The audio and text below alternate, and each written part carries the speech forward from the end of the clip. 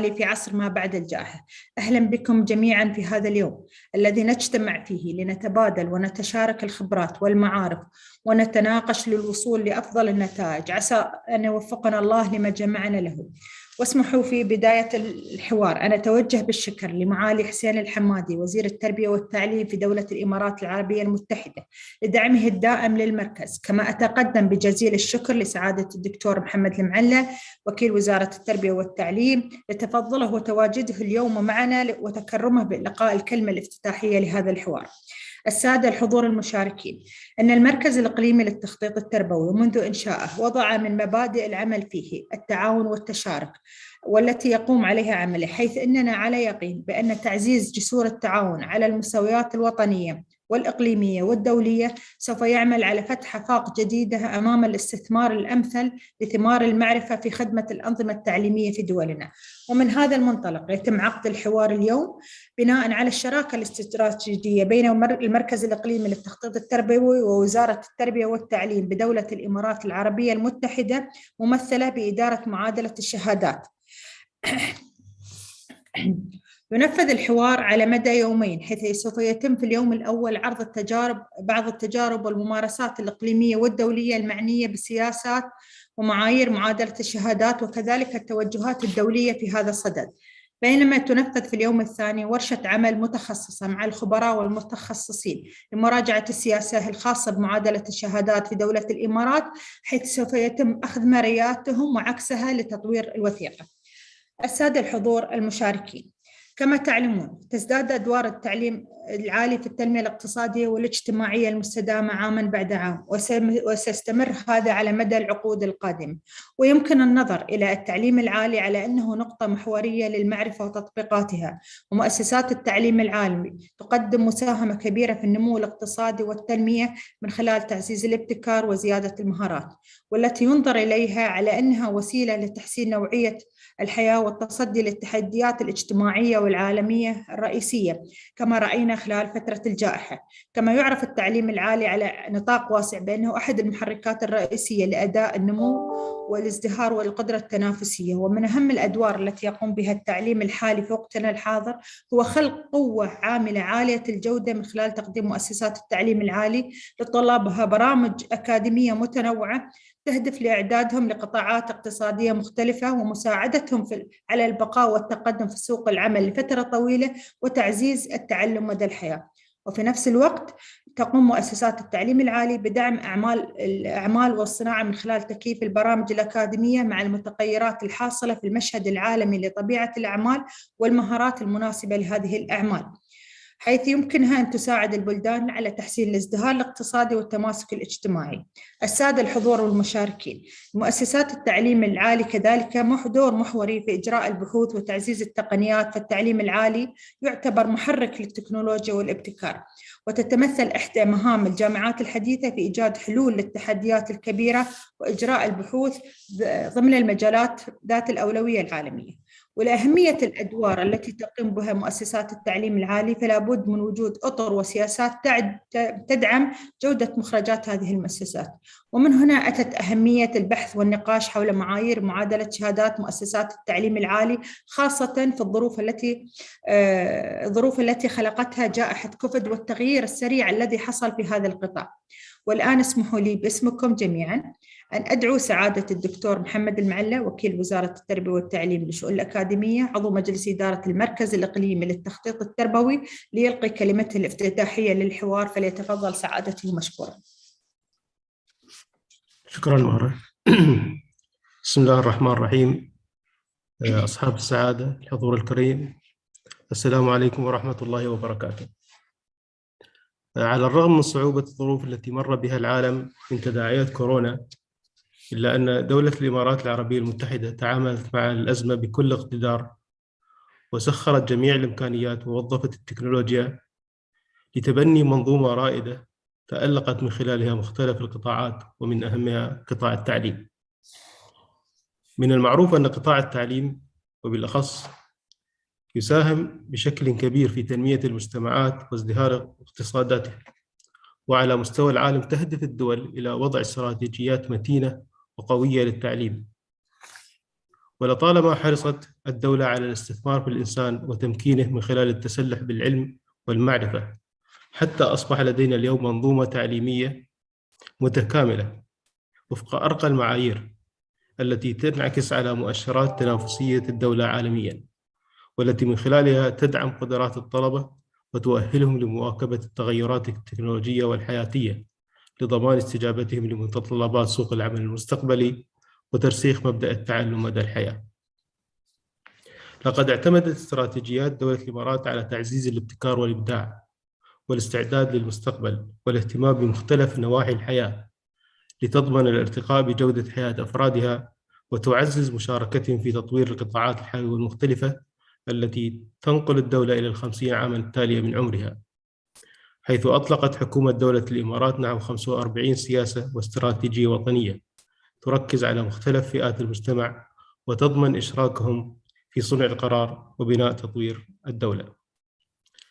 الجدير بالذكر أن وزارة التربية والتعليم لديها السلطة الوحيدة في الدولة التي تصدر معادلة الشهادات الأكاديمية والمؤهلات المهنية، حيث يعمل المركز الوطني للمؤهلات التابع لوزارة التربية والتعليم على تطوير الإطار الوطني للمؤهلات، كما تعمل إدارة معادلة الشهادات في وزارة التربية والتعليم على تقديم خدمات التصديق والمعادلة على الشهادات الأكاديمية والمهنية والتحقق من اعتماد مؤسسات التعليم العام والعالي.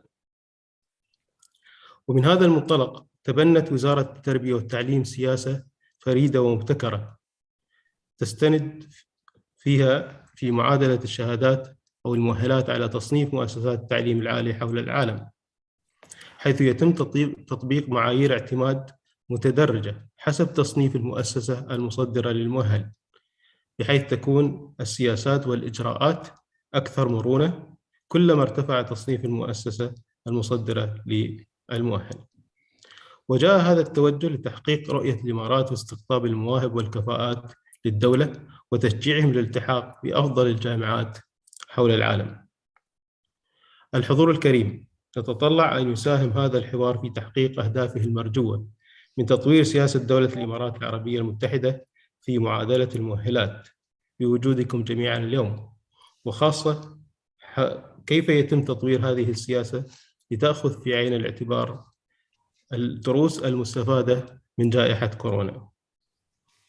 ختاماً، أود أن أعبر عن تقديري البالغ لكم على حسن الاستماع، والسلام عليكم ورحمة الله وبركاته. نشكر سعادة الدكتور محمد المعلى على كلمته التي وضحت لنا الجهود التي تقوم بها دولة الإمارات العربية المتحدة ممثلة في وزارة التربية والتعليم في تطوير منظومة متكاملة من المؤهلات مع ضمان جودتها وتقديم أفضل المستويات والخدمات سواء كان داخل الإمارات أو خارج الإمارات. والآن نتشرف بدعوة الدكتورة سميرة الملا مدير إدارة معادلة الشهادات لتقديم كلمتها، والتي سوف تعطينا فيها نظرة شمولية عن أهمية سياسة معادلة الشهادات وتطويرها على المستوى الوطني، فلتتفضل مشكور. شكرا لأخت مهرة، وشكرا سعادة الدكتور محمد المعلى.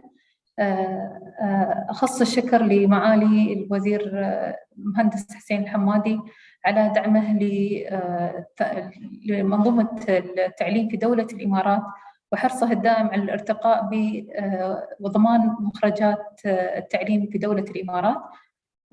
اليوم نحن في هذا الحوار السياسي نتطلع أن نحن ننظر لكافة التجارب المعمول بها خارج دولة الإمارات وفيما يتعلق في أمور الاعتراف بالمؤهلات، وهناك دائما يكون المصطلحات تتداول فيما يخص بالاعتراف بالمؤهلات، إما يكون اعتراف بالمؤهلات الأجنبية أو تكون اعتماد المؤهلات الأجنبية أم تكون معادلة المؤهلات الأجنبية.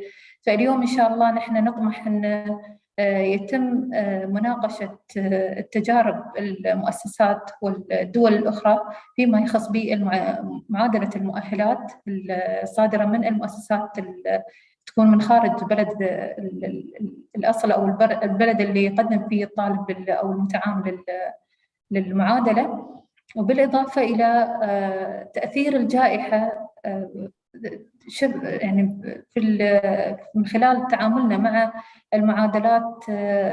هناك العديد من التحديات اللي من أبرزها تندرج تحت التعليم الإلكتروني أو أساليب التعليم المختلفة اللي قد برزت أثناء الجائحة وبرزت بقوة، وكيف ممكن يتم التغلب عليها أو يتم معادلة المؤهلات بالطريقة الصحيحة بناء على هذه التحديات اللي برزت على الساحة التعليمية.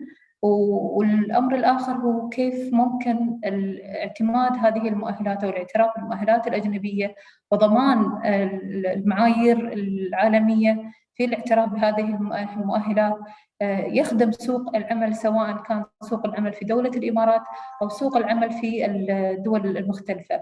فحوارنا اليوم إن شاء الله راح يرتكز على أهم موضوعين، وهو التعليم الإلكتروني وتأثير على معادلة الشهادات، وكيف ممكن نحن نربط سوق العمل بالمخرجات اللي ممكن تكون نتاج الاعتراف المتبادل أو الاعتراف بالمؤهلات العالمية. ومعنا اليوم مؤسسات مختلفة، أحب أني اليوم أرحب فيهم جميعاً اللي قبلوا دعوتنا وشاركونا في هذا الحوار. وأنوه أن هذا الحوار هو الحوار الأول لسياسات معادلة الشهادات، والحمد لله دولة الإمارات من الدول السباقة في تبني نظام الفئات في الاعتماد والاعتراف ومعادلة الشهادات، وإن شاء الله راح يتم تطرق للممارسات العالمية في المناقشات القادمة.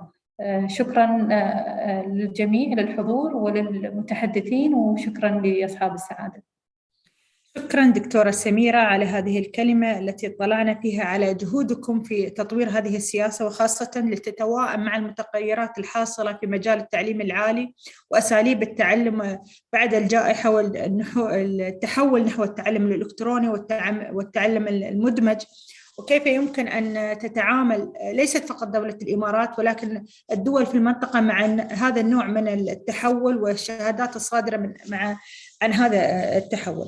والآن ننتقل للجلسة الأولى مع الدكتورة بياتريكس من إدارة معادلة الشهادات. للبدء الجلسة الأولى تفضل دكتورة بياتريكس. دكتور بياتريكس, you can start. Thank you.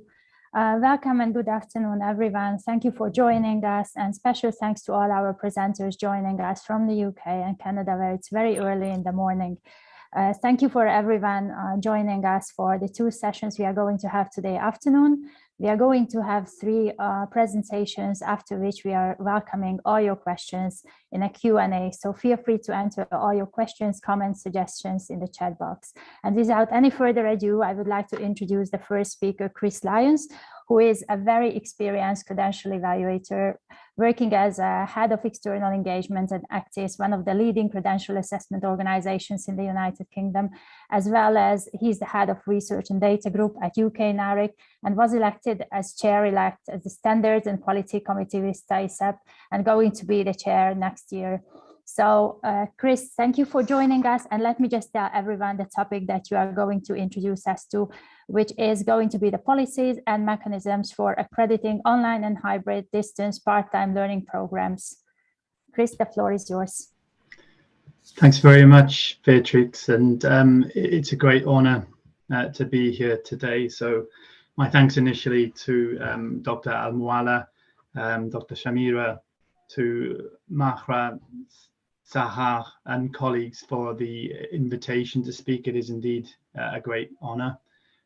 Speaking today on behalf of both UK NIC Accredit and also as the chair-elect with TISEP within the Standards and Quality Committee. So a very good morning, good afternoon, and possibly even good evening to you from a very sunny UK. I have 15 to 20 minutes to talk you through policies and mechanisms for accrediting learning programs. And I think in the next 15 to 20 minutes, we'll be considering as well whether we are thinking solely about accrediting and accreditation, or whether we're talking about broader concepts and themes around recognition and acceptance of learning programs that give us great confidence. Next slide, please.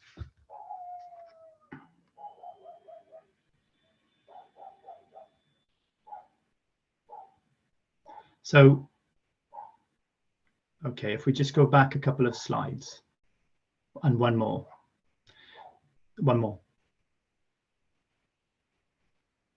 sorry, if we could go back one more slide. Thank you. Okay, so as Dr. Henkel has introduced me as the Head of External Engagement at UK ENIC, and I'm also delighted to represent TISEP here today also as their chair-elect for the Standards and Quality Committee. My contact details are on the slides that I assume will be circulated to attendees today. And if anybody wants to pick up on the conversation with me at any point, I'd be delighted to engage and chat further. Okay, so when it comes to the acceptance of qualifications, then I think the best place to start is with Lisbon, the Lisbon Recognition Convention. So we're speaking about the Convention on the Recognition of Qualifications concerning higher education in the European region, which was established in 1997 and ratified by the UK at the same time. And the existence of Lisbon is the very reason why I am employed at UK ENIC, why UK ENIC indeed exists. The Recognition Convention is something that determines the role, function and services of ENIC NARIC centres and indeed of the network.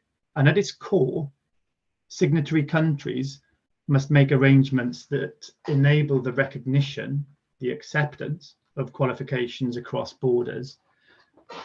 Signatory countries must also ensure that any requests to recognise qualifications should be done in a manner that is fair and is timely.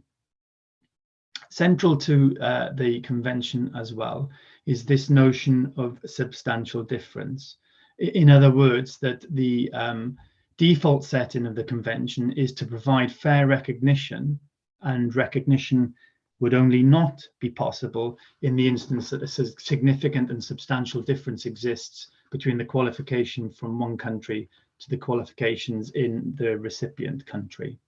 And the onus of responsibility for that is on the centre receiving the qualifications. And I think this concept of acceptance, the notion of substantial difference, is quite important actually in the context of the dialogue today, and this sense that no qualifications are ever likely to be exactly the same.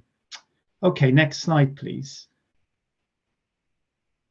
We just go back one. Thank you. So we started with the Lisbon Recognition Convention, and I think it's then very important to progress on to the next major step, perhaps the biggest thing in recognition currently, and that is the Global Recognition Convention, again concerning higher education, which was adopted by UNESCO at the General Conference in November 2019. And this is the first convention that the United Nations has put forward that has a global scope. Similar to Lisbon, the purpose behind the convention is to facilitate international academic mobility with a view to promoting the rights of individuals to, again, a fair, transparent and non-discriminatory evaluation of their higher education qualifications. And within the concept and within the discussion that we will have today, I think these notions of fair, transparent and non-discriminatory evaluations are pretty important because they can be applied to qualifications from whatever stream or education system that they come from. The Global Recognition Convention is of course relevant within this globalized, internationalized world in which we live. According to UNESCO statistics, 5.3 million students now pursue higher education abroad, overseas, and that represents 2% of all higher education students. This is a number that is also growing. So recognition and acceptance of what students have studied both home and abroad is crucially important.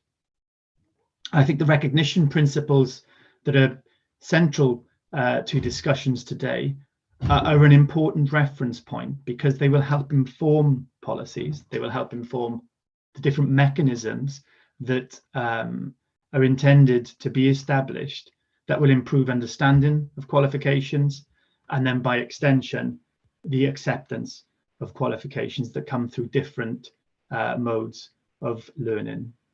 Okay, next slide, please. So one tenet of the Recognition Convention is about understanding qualifications. So we're going to talk then about evaluations, how we understand qualifications, how we assess them, how we determine their comparability. And I would argue that to achieve this, it is important to develop and employ a systematic method for the evaluation of all forms of learning. As Dr. Henkel has said, I've been at UK ENIC for over 14 years. So we're going to focus on the evaluation criteria that we employ at UK ENIC as a good example of best practice within the field of credential evaluation. And the criteria that we employ, that has evolved, that has developed over the 14 years that I've been at the organization, is based around the principle of identifying constituent parts of a generic qualification. So identifying core components that will reflect the fundamental features, purpose and qualities of that qualification. And I think if you do that, you're then able to have a better understanding of what that qualification is about. And if you understand something in an improved way, this gives confidence. You're more likely to accept the awards that you're presented with. One final thing to note, this approach is learning outcome centered, and we'll discuss some of the themes around that and what that means shortly. Okay, so let's move to the next slide. Let's look at qualification components then. Okay, so you might be wondering what the diagrams on the right are all about here. But I think when we look at the construction of a qualification, it very much reminds me about the construction of a car, of a vehicle, and the idea that in order for a car to function, you need to bring together all sorts of different parts in order to make it work. And there are common themes between all cars and the core parts that are required to make it work. But we know, in the same way that no two qualifications are exactly the same, that there are many different types of cars. But with the same core components, you can design, you can make all sorts of different products. So bringing this analogy into the sphere of qualifications then, the methodology, the system that is developed at UK ENIC focuses on core components, the core parts that identify that something is a qualification, the typical features. And these features are the very things that characterize the qualification. The components will link to the function and the purpose. And in the same way that we might refer to a manual for car repair or for engineering, qualification specifications fulfill the same function in the sense that they provide the manual for qualifications. Next slide, please. Okay, so what is it that we're looking for then? What are these core components? Well, the evaluation criteria is based around identifying and considering the points on screen. The first one is around recognition. So what is the status of the qualification in the country of origin? And what is the status of the awarding body? So the awarding body could be an institution, a college or a school. The awarding body could be an organization whose remit is to design and award different qualifications and suites of learning. The second thing that we focus on is the qualification level in the home education system when that award is completed, because that gives us context. How is the qualification understood within the home country? And then we have a number of different features which, again, filter and drill down further information on the details, the specifics of the qualification. What are the entry requirements? What does a student need to do before they can access the program? How long does the program last? How is it structured? What is the style of learning? And I think this is really quite important today where we're talking about alternative or perhaps non-traditional modes of learning. What is the content of the curriculum? Again, when we think about mode of learning, how students learn, are they face-to-face? Is there an element of a hybrid learning where they're partly in the classroom, partly studying from home? How does that then affect the way in which the students are assessed? And then when we consider assessment methods, we can look at the many different ways in which students are examined by end of course tests, by practicals, by coursework, by projects, by dissertations. And ultimately, all of these things then will point to the completion of the qualification. From a UK ENIC perspective, it's really important to consider what the learning outcomes are. And these might include progression routes to further study and also professional rights. So the key thing to take from this is that we provide a consistent and systematic method for understanding and comparing qualifications. Let's move on to the next slide then, please. Thank you. So we said that it's learning outcomes centered. And what do we mean by that? Well, in essence, learning outcomes tell you what a learner is expected to know and be able to do when they've completed their studies successfully. I think this approach is an evolving one. It's certainly something that leads qualification design. So as you can see from the diagram, learning outcomes are very much central to the rest of the qualification. And this approach also reflects the global shift in thinking around how qualifications can be articulated, how they can be described, how they can be understood, how they can relate to each other. And learning outcomes interact with and influence each of the core features. There will be an influence over the entry requirements, how long the program is, how it is structured, and what the curriculum consists of, how learning is carried out, how it is assessed, and finally, what someone is able to do. And we need to consider then, why are we talking about learning outcomes? Why do they matter? We'll cover that on the next slide, which is going to come up on screen now. So why do learning outcomes matter? Well, they describe what the learner can do on successful completion of a given program. When they are constructed meaningfully, they can specify different cognitive skills that are required of the student, and they can differentiate between levels of demand as well. So the learning outcomes can indicate level, the demand, and also how the levels and demand relate to other qualifications of a similar discipline, or indeed of completely different disciplines. Learning outcomes facilitate effective and efficient design of programs. And when they're put together with other features like program aims, learning and assessment objectives, you provide, you design, you create a program with cohesion that links to each constituent part. It also provides a means of defining the purpose level and expected outcomes in very succinct and very brief terms. And learning outcomes can help link qualifications to frameworks, which again improves understanding of awards. And if you improve understanding, by extension, you you engender confidence. And I think importantly as well, learning outcomes present a common and perhaps more readily understood language for describing qualifications. It's a common language. I mean, today we're speaking in lots of different languages, which is a fantastic thing to see. We all want to know that we're speaking about the same things, that we're using the same vocabulary, and learning outcomes does that within the context of the qualification. So I've mentioned that learning outcomes also linked with... Just letting you know that 5 minutes left. Okay. Okay, thank you. Thank you. Qualification frameworks, another thing that facilitates understanding of a qualification. They help make sense of qualifications. They present a hierarchy of progression through different levels.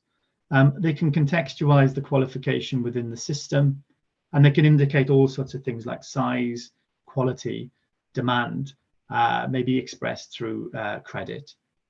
Frameworks are a relatively new thing, and let's remember not all countries currently have formally established frameworks, and this isn't necessarily a problem.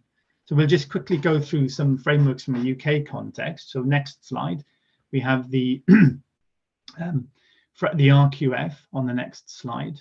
which is the regulated qualifications framework for England. On the slide after that, if we go on to the next slide, we have the Scottish Credit and Qualifications framework, and after that we have the Credit and Qualifications framework for Wales, and then after that we have a document which is called Qualifications Can Cross Boundaries. So even within the UK context, we have 3 different qualification frameworks, and then a document that sits over the top of that that helps understanding of how each framework corresponds to and relates to each other. If we go one step further again to the next slide, we can then look at the European Qualifications Framework, a meta framework, a device that is used to illustrate how national qualification frameworks might compare to each other. So these are all devices for improving understanding about qualifications, about programs of learning. And it may come as no surprise on the next slide that UK ENIC also employs its own band framework. This is a system that is used to compare one country's qualification framework against another. And if we move on to the next slide again, we will see how the information for the band framework is contextualized. It provides a hierarchy of 16 bands. It accommodates academic, vocational, and occupational awards. It relates any award to UK framework levels, and it provides a comparison to an identifiable UK award. Okay, let's move on to the last few slides then. So the pandemic, the COVID pandemic, has been an inescapable feature of global life over the last couple of years, and it has had an incredible impact upon the delivery of education. If we just look quickly at the next slide, we will see that it has affected education delivery in many different ways. And we might argue that online, hybrid, distance and part-time learning now seem more commonplace. And there are some examples of how these developments have emerged over the past few years. If we move on to the next slide, and then the next one again, if we focus on distance learning challenges, some of the concerns that have been raised have centered around quality assurance, teaching certain subjects, perceptions of a lack of parity perhaps, and maybe these reveal some fears, perhaps based on a lack of familiarity with the programs. So if we look at the next slide then on distance learning challenges, we can see that the recognition of this type of learning can vary significantly, where, for example, in Singapore, the Ministry of Education oversees publicly funded institutions only, whereas in Malaysia, the MQA recognizes distance learning programs irrespective of origin, so long as they're recognized in the home country. And then in China, where typically and historically distance learning programs have not been recognized, that is up until the pandemic. So I'm just going to finish with 2 slides with some considerations that I hope will shape and help inform the rest of discussion today. I think it's important to note that alternative modes of learning have long existed, and that internationalisation of education prevents opportunity for that continued evolution of delivery, and it also presents challenges to their acceptance. Some of the different methods of delivery that we've seen more commonplace in the pandemic have existed for some time. The pandemic has had a profound effect and is brought to people's attention more different means for delivering education. We can see that these modes have been temporarily accepted, but how long will this last for? Another question to consider is how significant is the mode of delivery in recognition and qualification evaluation? I'd argue that mechanisms already exist through the different conventions, like the Global Recognition Convention, through evaluation processes, through qualification design, and through the use of frameworks. These are already tools that can be used to help improve understanding. So is the question more about acceptance and confidence? Some final thoughts then on the last slide. So how do you develop policies and mechanisms for accrediting awards? As I say, are we talking about accrediting necessarily, or are we talking about acceptance brought from recognition, evaluation and accreditation of qualifications? Perhaps the focus should start with tenets of recognition based on accepting qualifications with a fair, transparent and timely process. So we look to Lisbon, we look to the Global Recognition Convention for guidance. Establish a consistent and systematic way to apply a method for evaluating qualifications, and a method that can accommodate all types of qualifications. In doing this, we accept that no two qualifications are ever likely to be entirely the same. So we have to apply a science to something that is perhaps not necessarily always scientific.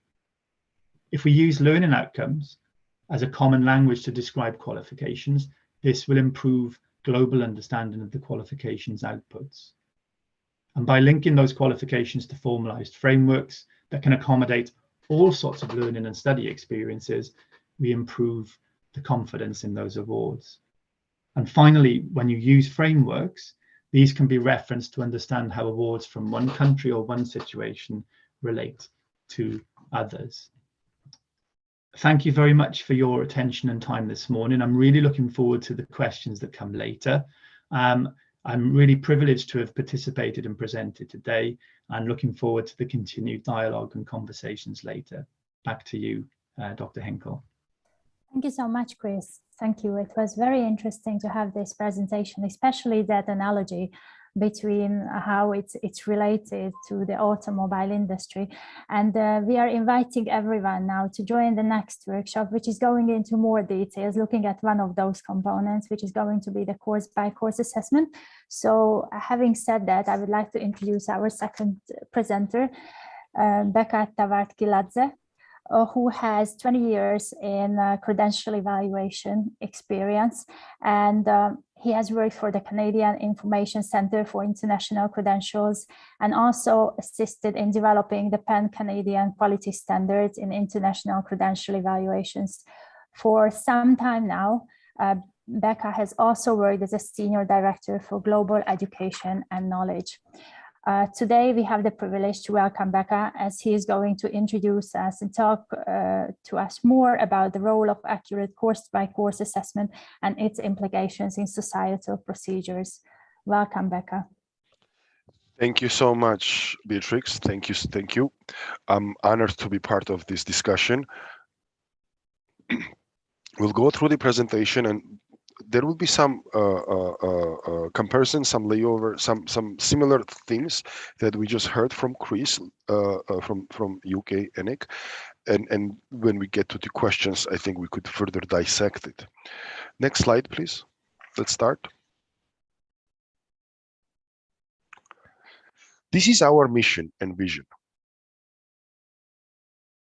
Many of you do know and probably are aware that WES is a credential evaluation service.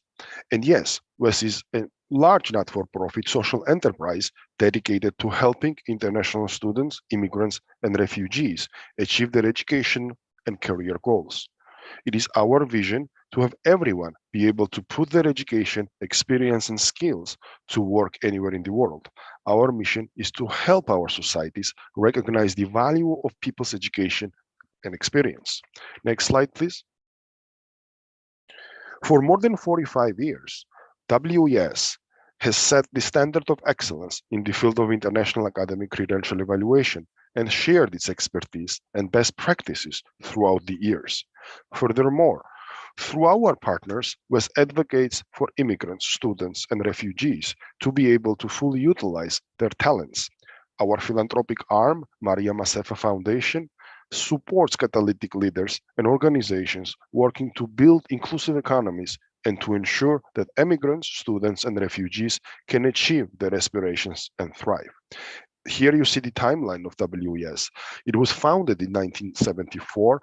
It is one of the first independent US organizations specializing in credential assessment for internationally educated students. At that point, WES completed only 20 evaluation reports. Another milestone was 1998. WES launched its proprietary database called Automated International Credential Evaluation System, ACES as we call them in-house. Over time, The system, ACES, became one of the most significant repositories of global education records in the world. We have more than 3 million evaluations completed with supporting documentation. Another important date is 2013. There was a real watershed moment in 2013 for WES. WES became a designated provider of educational credential assessments, ECAs as they are called, for immigration, refugee, and citizenship in Canada. And lastly, I would point to 2021. Because of the pandemic and the reaction that all of us had to have to the situation, we reacted very quickly, and we were able to establish relationships throughout the world, where now WES receives 75% of all supporting credential evaluation documents digitally through API integration or through SFTP protocols. Next slide. Thank you. I want to quickly go over the landscape we operate in. Chris also alluded to this. The international higher education landscape shifted dramatically as a result of the pandemic. However, even before the pandemic, the higher education has become increasingly international, and we must look to global frameworks that can facilitate the recognition and mobility of education, skills, and experience. I want to briefly mention a few principles which govern the recognition of academic credentials and qualifications. Lisbon Recognition Convention, as we call it, LRC, is international agreement between 55 signatory states and has been ratified by Canada. The LRC embeds the principles of fairness in accessing higher education and employment opportunities. This includes adequate access to assessment of international qualifications and freedom from all forms of discrimination. It enables systemic change and helps to advocate for transparent and fair practices. In countries that have adopted this convention, institutions must document processes on how they will recognize international credentials and qualifications. The convention further stipulates that recognition of international credentials should be granted unless a substantial difference can be demonstrated. It is built in favor of recognition and places the responsibility on the recognition authority to provide evidence against recognition. Now, Global Recognition Convention on Higher Education further emphasizes the importance of fair recognition processes. It considers the diversity of both educational providers and new modes of learning.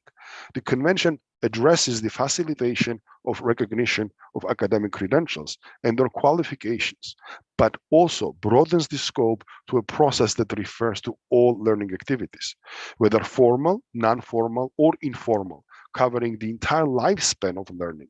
This is particularly important in today's learning environment, in which skills and knowledge are acquired in new ways.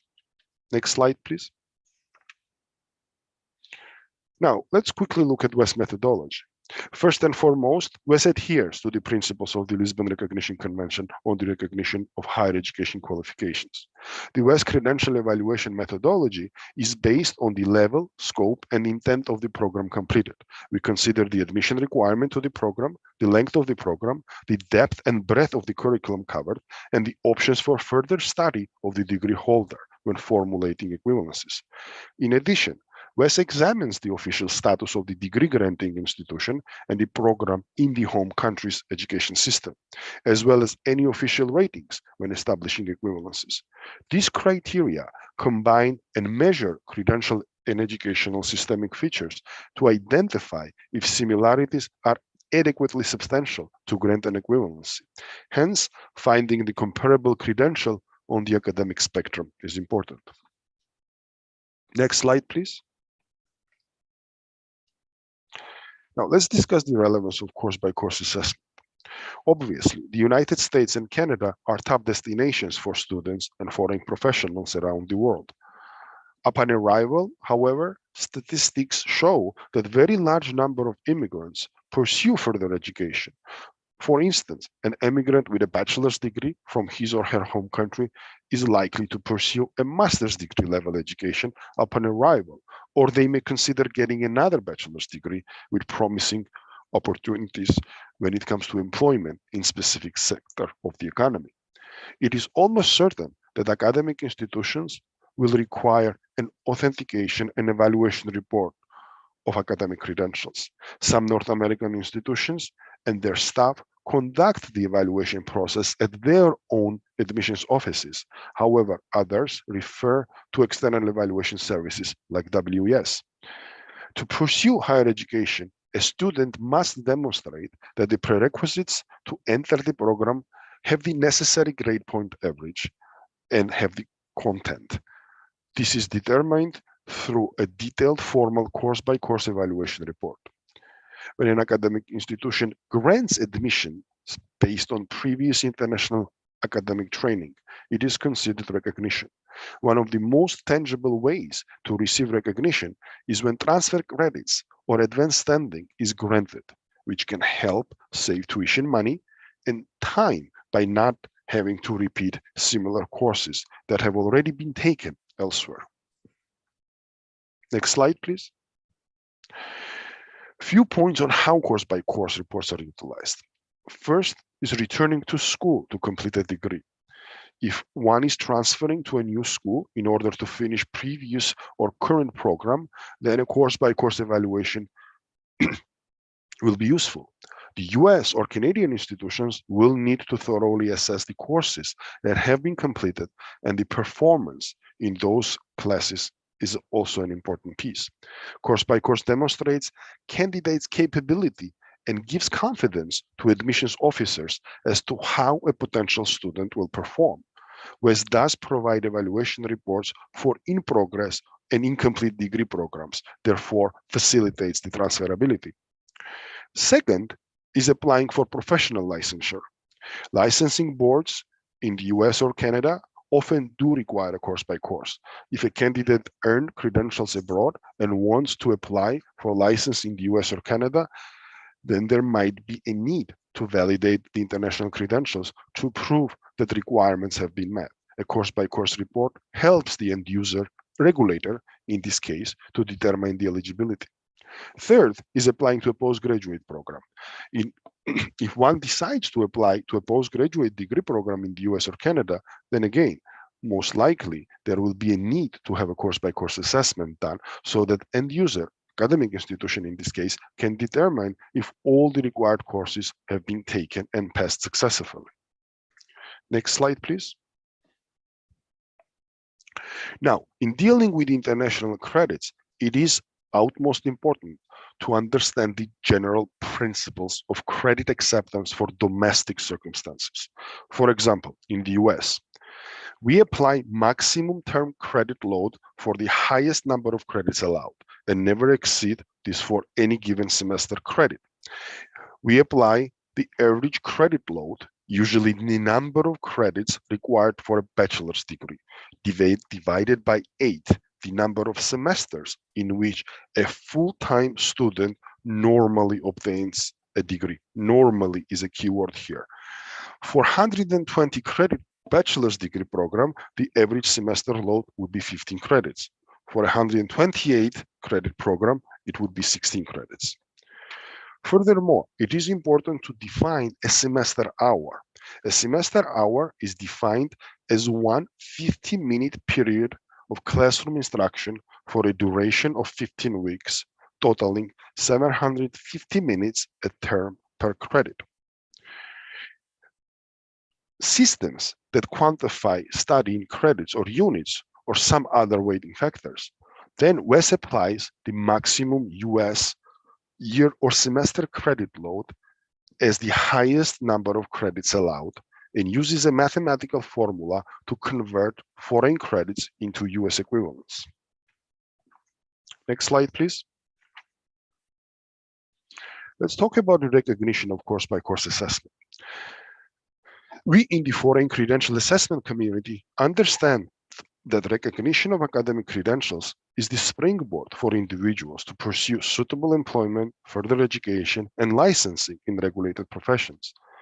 When a refugee or immigrant utilizes foreign education, training, and experience, both the individual and the society benefit. Qualification recognition for regulated occupations is mainly a provincial and territorial responsibility in Canada, for example. A number of jurisdictions have introduced fair access legislation that regulates the registration practices of these authorities. Regulatory authorities are responsible for assessing the skills and credentials of applicants against those standards in order to certify, register, or license qualified applicants in regulated occupations.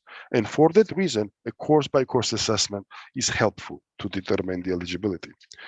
By requesting a course-by-course credential assessment, including the list of credits earned in a program of study outside Canada, the ORB, Occupational Regulatory Body, relies on WES's expertise to convert credits or other units of the various educational systems outside Canada to current Canadian standards correctly.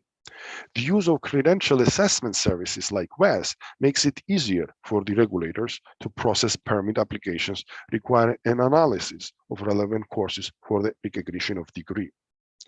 WES is recognized by more than 100 occupation regulatory bodies. We work with more than 100 regulatory bodies in Canada. And we have signed memorandums of understandings. We have specific MOUs with engineering and healthcare regulators where we provide specific course-by-course assessments.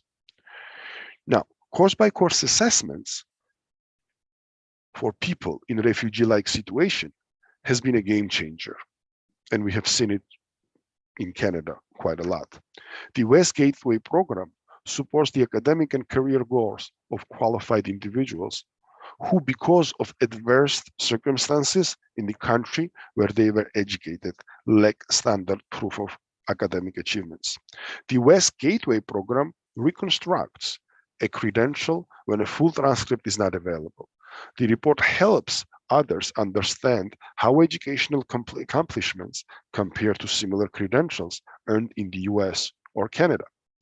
If using the report for admissions to a college or university, the report of course includes a course-by-course analysis listing all subjects completed at the post-secondary level and providing a semester credit and grade equivalent for each subject. These two examples showcased here on the slide from Talar and Ziad highlight that cases where refugees gained meaningful employment or admission to prestigious universities and institutions. Without the course-by-course assessment, those folks would not have had a chance to achieve their aspirations. Beatrix, in a nutshell, that's my presentation. Looking forward for further discussions at the end. Thank you so much, Becca, and thank you for saving us time. So it's really appreciated. And it was very interesting to look more into the details and how course and course assessment is used. We are going to divert a little bit, but going to delve deep into a topic very exciting to all of us, which is about the teacher licensing. So having said that, we'd like to introduce the third speaker of the first session, Marianne Tompkins-Carter, who is a senior evaluator at Ontario Colleges of Teachers and a credential assessment instructor at the Canadian Information Centre for International Credentials. Marianne has developed and implemented training for credential evaluators in the Centre for Higher Education Research and Development at the University of Manitoba and some other institutions as well. Marianne today is here to share with us her experiences related to how integrating and refining the assessment of teacher training credentials can be done, can be implemented in those teacher training programs and credentials that were earned via blended online learning study modes. Marianne? Thanks, Beatrix, and thank you for the fantastic invitation. It's an honor to be here with my colleagues. It's quite an esteemed group on this panel, so I feel quite honored to be part of it. So we can start at the beginning then. Perfect, and we can already go to the next slide, Beatrix. Thank you. So as Beatrix indicated, I work at the Ontario College of Teachers, and so we're the licensing body for the teaching profession in the province of Ontario, Canada. and currently I'm the manager of evaluation services. And to give a bit of context, evaluation services is part of the membership services department, and our role is to assess the credentials of internationally educated teachers who apply for certification in the province. And while my presentation will focus on credential assessment at the college and the associated framework that we use, I'll also briefly describe the college's role and mandate to provide context for the session. There are several initial certification requirements in order to become a certified teacher in Ontario, but I'll only be focusing on the two requirements that involve a credential assessment or an evaluation. And that's the academic registration requirement, or the undergraduate degree is another way of thinking about it, and the professional requirement, which is the teacher education program. The college's policy for accepting professional education programs completed by distance education or in an online format has changed dramatically since the college opened its doors in 1997. And I'm going to spend some time highlighting those changes to that policy, but really how the recognition of distance education programs completed outside Ontario has always been a direct reflection of the accredited teacher education programs offered in the province. And finally, I'll provide information with respect to how the college implements changes to our credential assessment framework when a policy change has been made. And we can go to the next slide. So the Ontario College of Teachers licenses, governs and regulates the teaching profession in the province of Ontario in the public interest. Teachers who work in publicly funded schools, so that's from kindergarten to grade 12 in Ontario, must be certified to teach in the province and be members of the college. And the college was created to issue teaching certificates, but we also may suspend or revoke them through a fair disciplinary process. We set the ethical standards and the standards of practice for the profession. We investigate and hear complaints about members.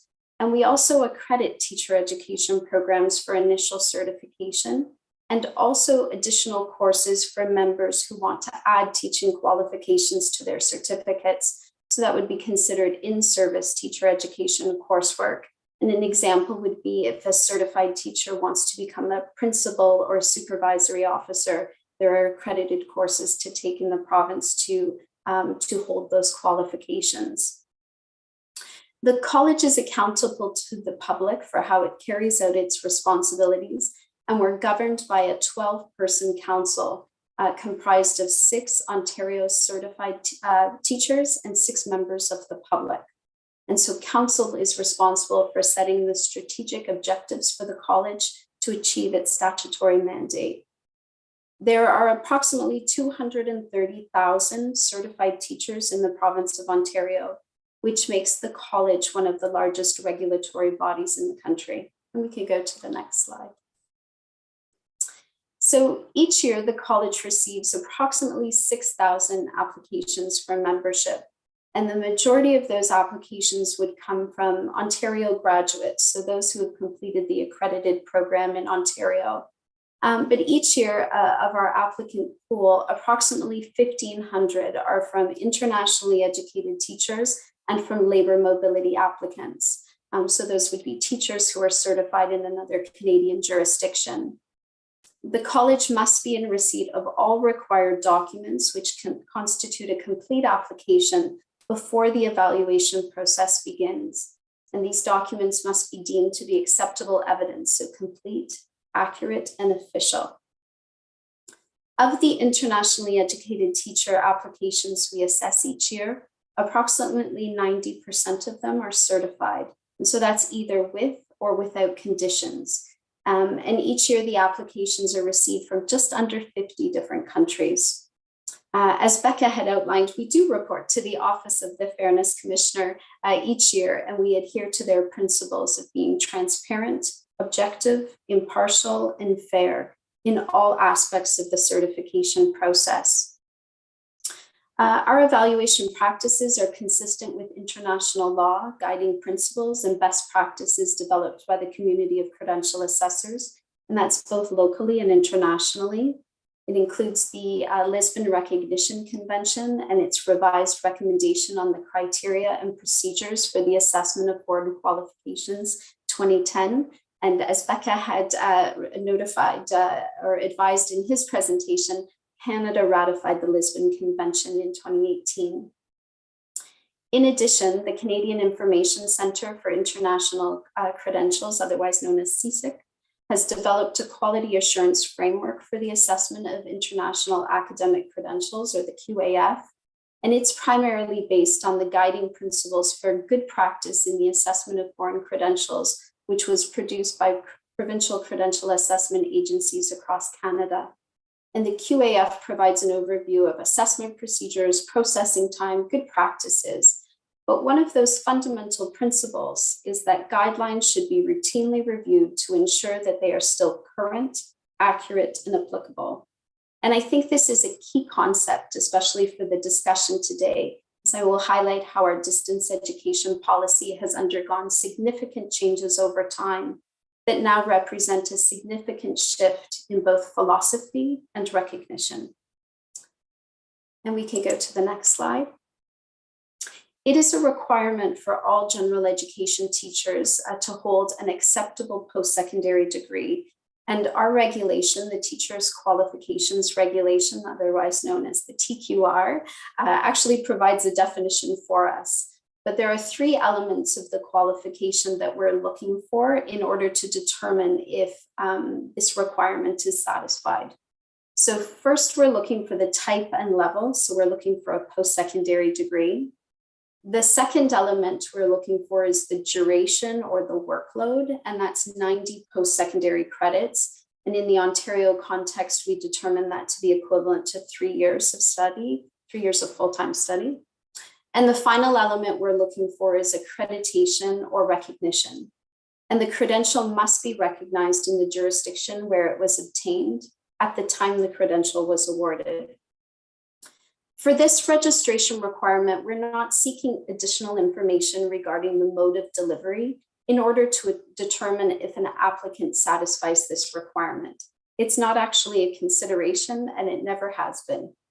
Only the three elements that I've outlined above. Over the past several years at the college, we've started to see applicants complete their degree programs via distance education. We've reviewed transcripts from competency-based degree programs, and more we're seeing individuals complete credits at different institutions. So whether that's a diploma to gain advanced standing into a degree program, or situations where individuals complete their studies abroad for different semesters. And we can go to the next slide. So this is now the professional registration requirement, or the requirement to successfully complete a teacher education program. And so it is a requirement that all general education teachers complete a program of professional education. And once again, it's defined for us in our regulation. So it's either a program of professional education that has been accredited by the college. So currently in Ontario, that's a 4-semester program, and they're offered by faculties of education in the province. Or it is a program offered outside Ontario that is acceptable to the college and not substantially different from a program described in Clause A, which is the accredited program. So in other words, a program that is not substantially different from a program offered in Ontario. So in evaluation services, we are consistently working with Clause B, looking at substantial differences. And as we know, that's one of the cornerstones of the Lisbon Recognition Convention. And that is that recognition of foreign qualifications should be granted unless a substantial difference can be demonstrated between the qualification for which recognition is requested and the relevant qualification of the state in which recognition is sought. We can go to the next slide. So the college uses 6 criteria to determine if a program of professional education is acceptable and not substantially different. So the first item we're looking for is type level. And it's really just level because it needs to be at the post-secondary level and it needs to be faculty-based. So the majority of Teacher education programs offered in the province of Ontario are undergraduate degrees or graduate degrees, but in the credential assessment process, that's not a requirement. We just require that it be completed at the post-secondary level. So it could be a certificate program or a diploma program or a postgraduate diploma program. That's not the name or the type in that sense is not what we're looking for, it's the level. But it must be faculty-based. So we do not accept employment-based program or on-the-job training. The duration for full certification is 4 semesters of post-secondary studies. So that would be equivalent to 2 years or 60 credits. But we also offer certification with conditions. So an opportunity for an individual to be certified, but then have conditions on their certificate to complete additional coursework. And so for duration for certification with conditions is 1 year of teacher education coursework, so a minimum of 30 credits or their equivalent. The college also accepts programs that combine academic and teacher education coursework, but the minimum would be 4 years of full-time study. And then in those cases, we would perform calculations in order to extract the teacher education. So we then almost divided into 2 sections, which courses are academic and which courses are teacher education. Marian, apologies for interrupting you. 5 minutes left. Okay, perfect. So then composition, we're looking for practicum, so the opportunity for observation and practice teaching. And then we're looking for the foundations of education, so the psychology of learning, developmental stages, elective courses. We're also looking for a certain content. So we're looking for teachers to hold qualifications in 2 consecutive divisions and related subjects. And then accreditation. So it means that the program must be recognized by the teacher regulatory authority of that jurisdiction to prepare teachers for publicly funded elementary or secondary schools. And so in judging whether the differences between a teaching qualification completed outside of Ontario to one awarded in Ontario are substantial, we always look at the 5 elements of the qualifications. We're looking at the level, the workload, the quality, the profile, those learning outcomes. And when making our determination, all of those elements are taken into consideration.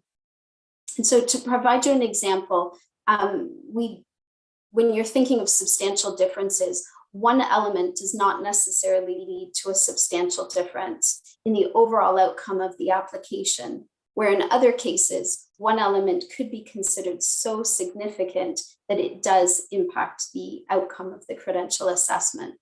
So to give you an example, the college does not recognize teacher education programs completed at the secondary level. That is seen as a substantial difference. Nor do we accept programs that were not recognized in the jurisdiction where they were completed. We can go on to the next slide. So since the college was established in 1997, the recognition of distance education program has undergone several changes. And as I mentioned previously, this is only for the professional or the teacher education program. So in 1997, when the college was first created, there was no recognition of teacher education programs completed by distance education. And that was a direct reflection of what was happening in the province, because it wasn't a possibility to complete a program through correspondence or through anything other than a traditional mode. The first change occurred in 2007 when the college recognized a portion of the initial teacher education program completed by distance education, and it was approximately 60% of a 1-year program. And so all the coursework could be completed in an online environment, with the exception of the methodology and the practicum. And these were seen to be so closely connected to one another, it was viewed as essential that those be completed in a traditional format. Once again, a reflection of the programs accredited in the province. The second significant change was in 2014, but still a form of partial recognition. When this change occurred, the college accepted all the coursework completed via distance education or in an online environment, but the practicum still had to be completed in a face-to-face environment. Once again, because that's what was happening with accredited programs in the province. And the most recent change was introduced at the beginning of this year, and we're actually still in the process of implementing it, partially due to the realities of the pandemic for the past 2 years, but once again, a reflection of how the teaching profession had changed. So to give you an idea, in Ontario, students had the option to attend school in an online format. So this is kindergarten through grade 12. And for those who chose to attend school in person, it moved to an online format at times to follow public health restrictions and mandates. So once again, changes were made to the accredited teacher education programs in Ontario. And in this context, the idea of an individual completing an accredited program is that those who have successfully completed their practicum need to be deemed ready to teach in any Ontario classroom setting, regardless of whether that is in face-to-face, virtually, or a combination thereof. And then we can go to the final slide. So when we make any changes to our certification process, we always share those changes with the Registrars for Teacher Certification Canada. And that was a committee established in 1999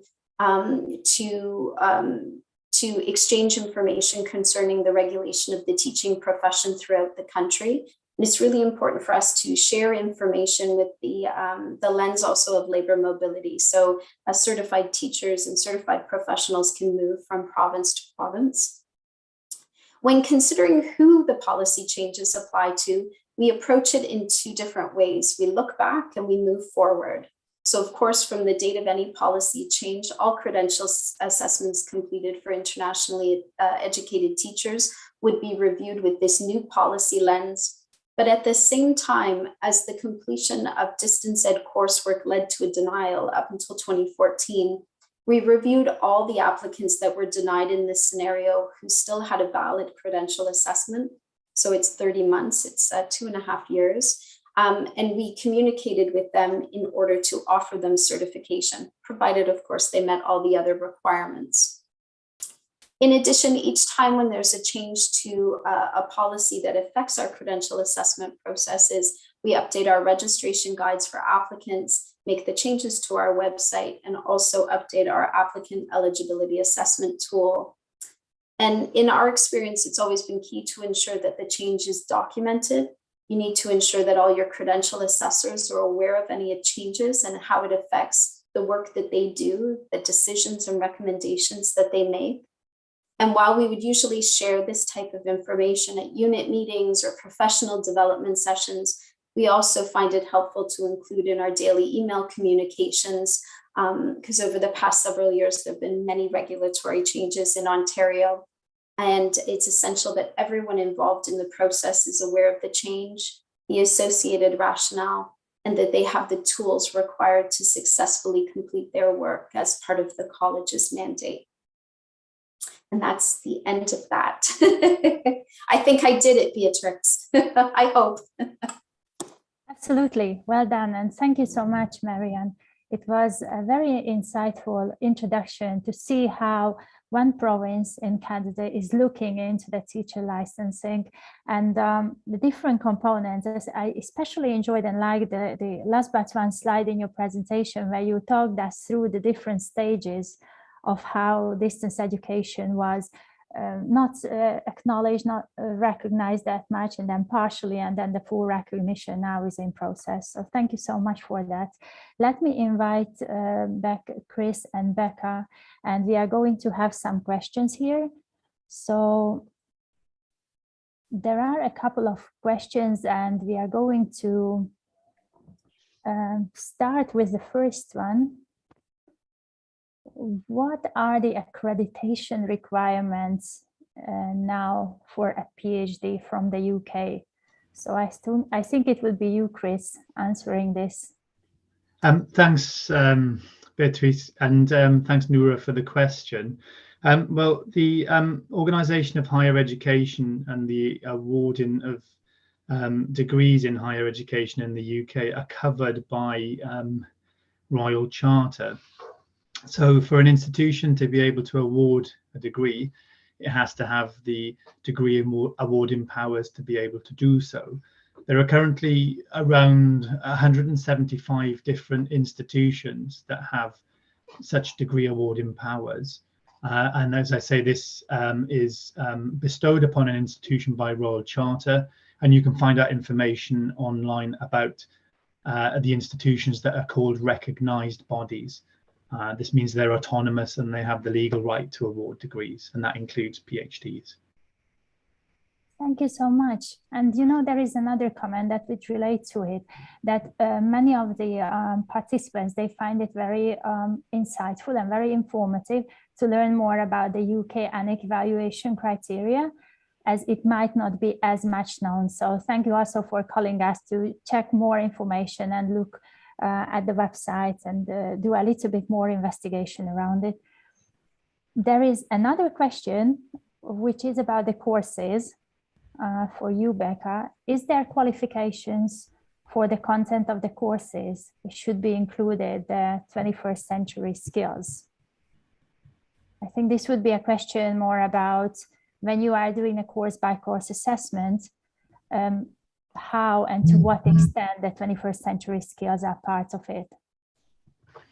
Very much so, depending also where we are seeing the credentials from. It is interesting to see from my experience, we find quite a lot of new programs that speak to 21st century skills from Southeast Asia programs. We do find them in Europe as well, but most what I subjective, of course, what I have seen as an evaluator, quite a lot of new programs are established in Southeast Asia that speak to the 21st century skills. So that would be my answer. We find them everywhere, but it's prevalent in Southeast Asia. Thank you so much. So it seems to be a little bit context specific and the geographical location related. Now there is a very interesting question for you, Mariam, in the chat box. How education for sustainable development is integrated into teachers' education programs? Oh, wow, that is a good question. So I know in Ontario, our teacher education program underwent significant changes in 2015. So we moved from a one-year program to a 4-semester program. And part of that was to enhance the practicum, so to move from 40 days to 80 days, but also to enhance the content. So there was more about teaching with technology and diversity, ensuring that teachers were prepared for the realities in the classroom. So differentiated instruction so that teachers could, prepare lessons and deliver lessons based on the learning needs of their students. And so I think that it has definitely changed quite significantly, and it took a long time to get that change implemented, but really so that the teachers were prepared to deliver the curriculum, which is constantly changing, to ensure that it is meeting the needs and the skills required for students in kindergarten to grade 12. Thank you so much for that. It seems we have time for another round of questions. And if you don't mind, Marian, I will start with you now. There is a long question that I was just browsing to make sure I can summarize it well. It's asking you about the input regarding the online teaching of sciences during the pandemic period, as it seems that teachers recruited from universities where the science courses were done online, their knowledge in teaching and the practical parts of the science course don't really meet the requirements and the expectations.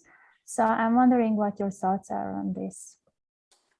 I'll try. I'm not sure because I'm not a certified teacher. So my specialty is credential assessment and assessing, the credentials of internationally educated teachers who want to teach in the province.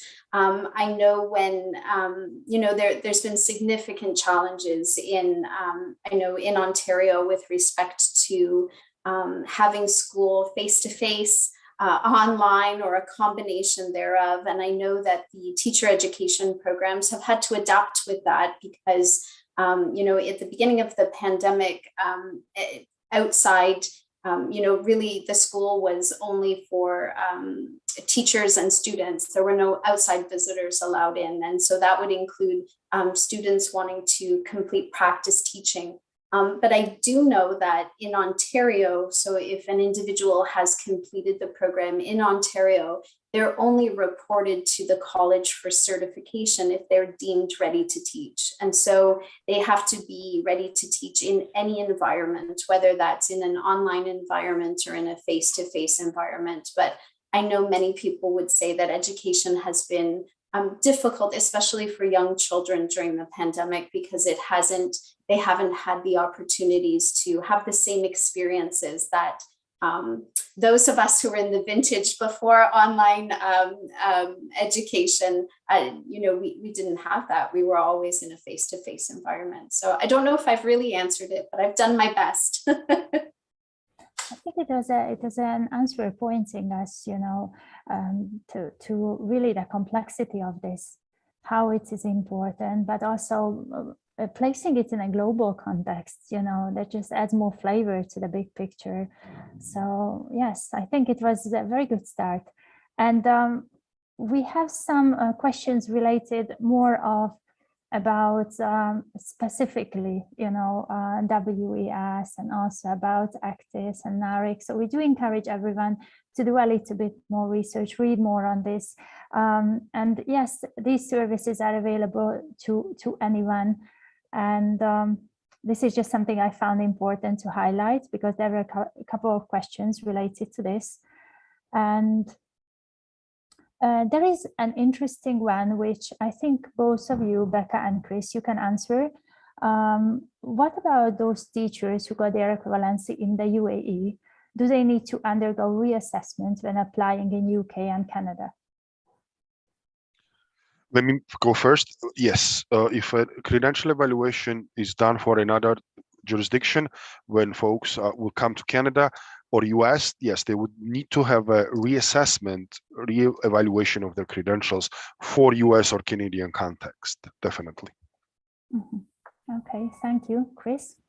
And similarly, an individual that intended to teach in the UK would need to present their qualifications to the appropriate authority, the teaching authority within the UK, and they could also send their qualifications to UK ENIC for an evaluation of those to check the accreditation status, the recognition status of the program that has been studied.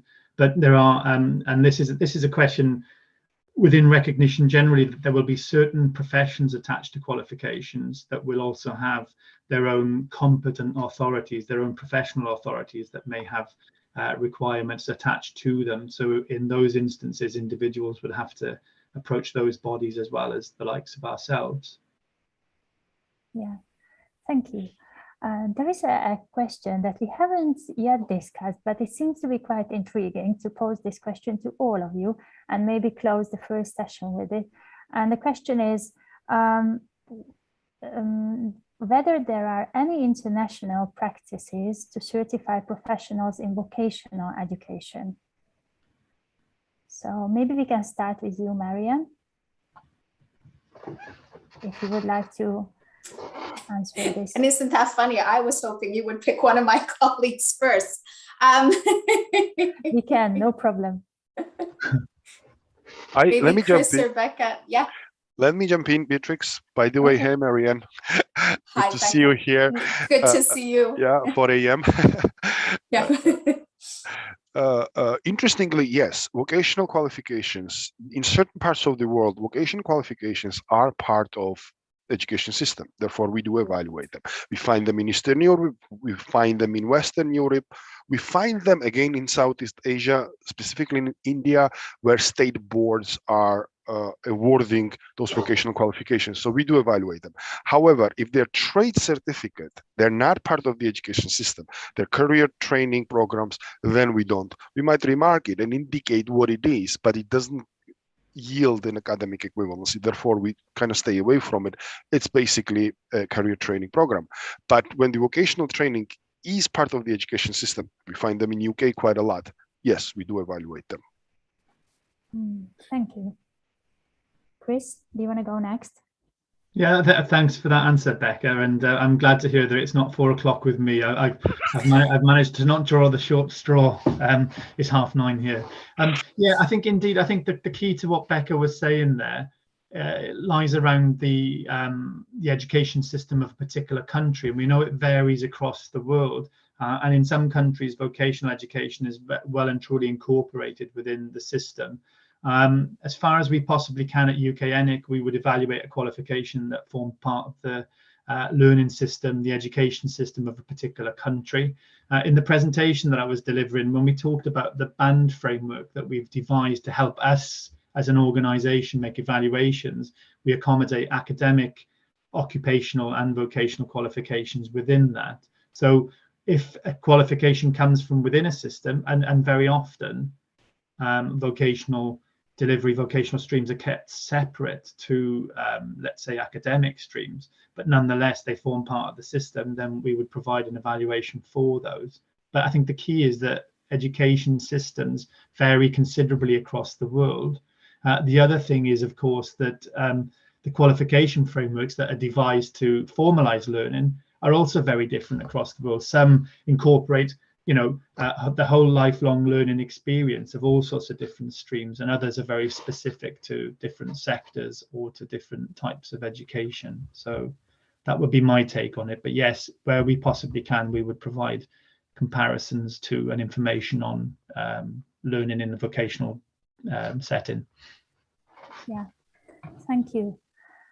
And also, let me, I don't know, Marianne, if you want to come in and share something about this. If not, absolutely all right. Oh no, I was just going to say, because our our mandate and therefore our credential assessment process is very tied to one profession, the teaching profession. I would say though, the requirements that I outlined are considered for general education teachers, which is more of an academic focus. We do have technological education teachers in the province of Ontario. So their background would be in, the trades, or in whether that's construction or design and technology, those types of things. And so instead of, many of them do hold an undergraduate degree to satisfy that academic requirement.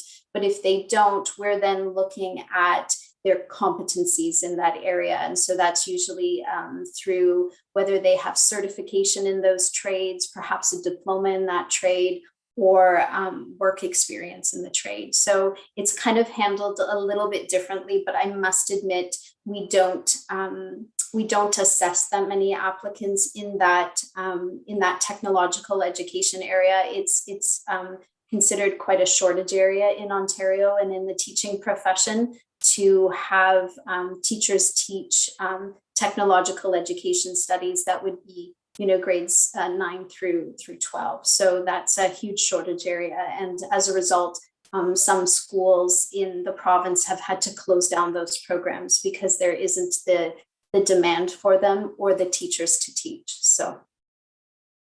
Yes, thank you. While I was listening to you, I was thinking that academia had a long way to develop. And vocation also sets different type of requirements. There are different reasons why people would like to see how it compares to other vocational training programs, in addition to the work of the licensing bodies who would have their own approach to it. So it just shows, and I really appreciate all of you being here because these your presentations very much showed different perspectives on the credential assessment industry, if you want to call it this way, or science, if you want, or art, if you want to name it that way.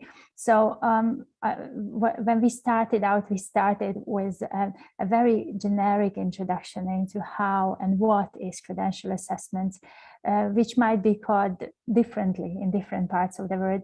So we got familiar with a very robust system, in the UK. And thank you so much, Chris, for introducing us to that.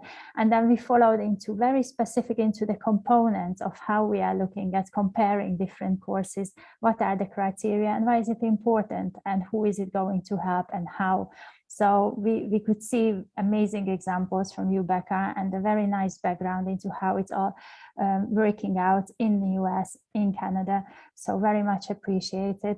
And Marianne, your presentation was also another yet very interesting angle, just showing us a little bit about how this whole picture can be even more can be made even more complex if we look into the different professions. So we just highlighted one profession here, which is a teaching profession. But as it started coming up with the vocational education, there are many other professions as well who might have different types of training programs and might have a different approach to have their awards and credential success. So thank you for bringing in such a variety, and special thanks for being committed to stay up 4 a.m. in the morning. Absolutely amazing. Well done. It was a very insightful, very informative first session. And we are going to close it here and also open the second session. And I'm going to hand it over to my colleague, Bara Ibrahim. So Bara, the floor is yours. Thank you very much, Dr. Beatrix, and thank you for all the speakers who went before. And yet again, we will start another part of our interesting webinar. We will start with Ms. Vania Kotovic. She's a program specialist in higher education at UNESCO headquarters in Paris. She serves as a secretary of a global convention on the recognition of qualification concerning higher education, as well as a co-secretary to the Lisbon Recognition Convention for the European region, together with the Council of Europe. She will be addressing the topic of the UNESCO Global Convention of the Recognition of Qualifications concerning higher education, where we will discuss that deeper with Ms. Vania. The floor is yours, Ms. Vania. Thank you, and thank you for having me. It's a pleasure to be here with you today in my capacity as the Secretary of the Global Convention on the Recognition of Qualifications concerning higher education at UNESCO. As you know, higher education is evolving dramatically. According to our data, some 220 million students are enrolled in universities around the world. This number has almost doubled in the last 15 years, and it's set to double again by 2030. Of the 220 million students, more than 5 million are going abroad to study, compared to just 2 million in 2000. And although we're witnessing a substantial growth in both enrollment and mobility, stark differences still exist between countries and regions.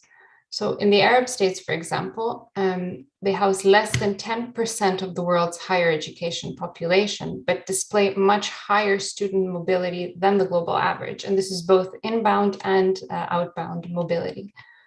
And over the last few decades, the number of higher education providers has increased, the diversity of degree offerings has exploded, and new delivery modes have spread to expand access, including through digital means. These new realities have necessitated a revision of each of the 5, what we call first generation UNESCO regional recognition conventions that were adopted in the 1970s, but also the development of the Global Convention. And as speakers from the UK and Canada have already mentioned, the Global Convention was adopted in November 2019 by UNESCO member states, and it represents the first United Nations treaty in higher education of a global scope. The convention is designed to facilitate academic mobility and promote the right of individuals to have their higher education qualifications evaluated through a fair, transparent, and non-discriminatory manner. It offers avenues for further study and for employment, but it also makes it easier for students abroad to return to their home countries and have their degrees recognized.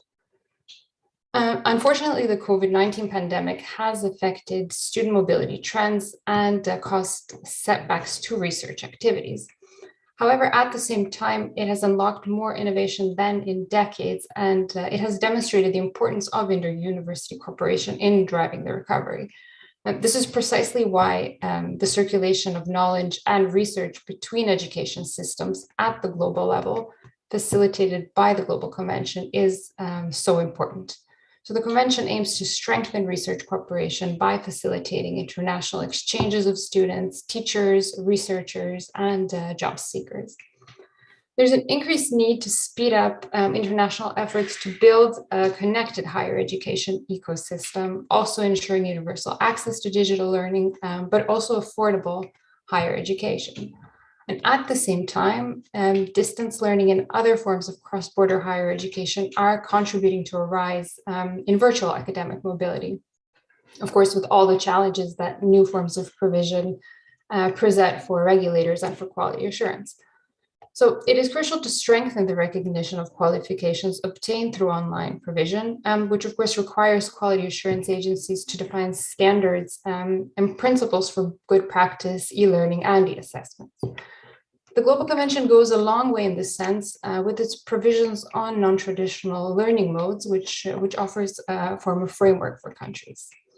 And at the same time, with an ever-growing number of providers and mechanisms of delivery, including online, up-to-date guidelines for good practice remain important, which is why UNESCO and the OECD, we have embarked together on updating the guidelines on quality provision in cross-border education, and these should be available in the next few months in time for the World Higher Education Conference in May. Another imperative is inclusion, and the Global Convention pays particular attention to the recognition of partial studies and qualifications held by refugees and displaced persons.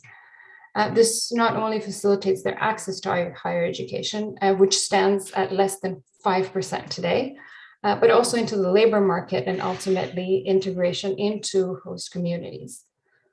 And similar provisions are also embedded in the second generation regional conventions, which have been revised within the last 25 years. So we have the Lisbon Convention for Europe, which has already been mentioned, the Addis Convention for Africa, Tokyo Convention for Asia Pacific, Buenos Aires Convention for Latin America and the Caribbean, and as well as the revised Convention on the Recognition of Studies, Diplomas, and Degrees in the Arab States, which was adopted at UNESCO just over a month ago. And to prepare national authorities for assessing the qualifications of refugees, just to give you an example, the Committee of the Lisbon Convention adopted a recommendation in 2017, which contains general principles for assessing qualifications held by refugees, displaced persons, and persons in a refugee-like situation. Subsequently, in 2017, the European Qualifications Passport for Refugees was introduced by the Council of Europe as an implementation mechanism of this recommendation and to assess refugees' qualifications when there's insufficient or missing documentation. And a global scheme was then launched by UNESCO in 2019, so 2 years later, with the establishment of what we call the UNESCO Qualifications Passport for Refugees and Vulnerable Migrants. And so far we have piloted it in Zambia and Iraq, and we're looking to expand to other countries and regions. So where do we stand now? 10 countries have ratified the Global Convention, 5 of them within the last 4 months, committing to be bound by its provisions. We know that over 20 countries are well advanced in the process and that several others have initiated it. And we're relatively confident that the convention can reach the 20 ratifications necessary to enter into force by the end of this year. After that, UNESCO will convene what we call an international conference of states parties, which is similar to convention committees that exist at regional levels to steer and to oversee its implementation. And a network of national implementation structures or a network of networks is another key feature in order to facilitate the exchange of information, qualifications, and ultimately to build trust among recognition authorities. And similar structures already exist at the regional level in Europe and in Asia Pacific, where we can draw best practices from.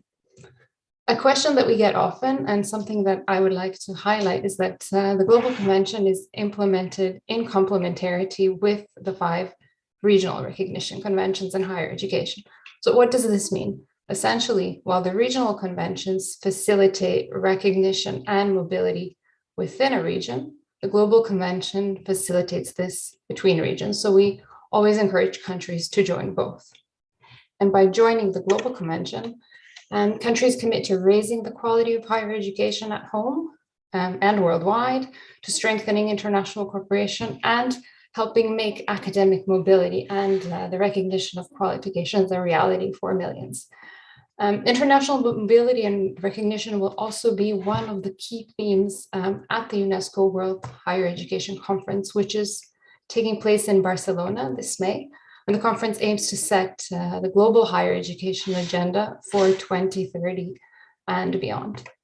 And just on a last note, I would also like to mention that we have developed a practical guide to recognition. It's available in the 6 UN languages to help countries operationalize the convention once it enters into force. And it offers a step-by-step practical approach to the recognition of foreign qualifications. It primarily targets credentials evaluators, and I'll drop a link in the chat so that you can have a look at that. Thank you for having me, and I look forward to your comments.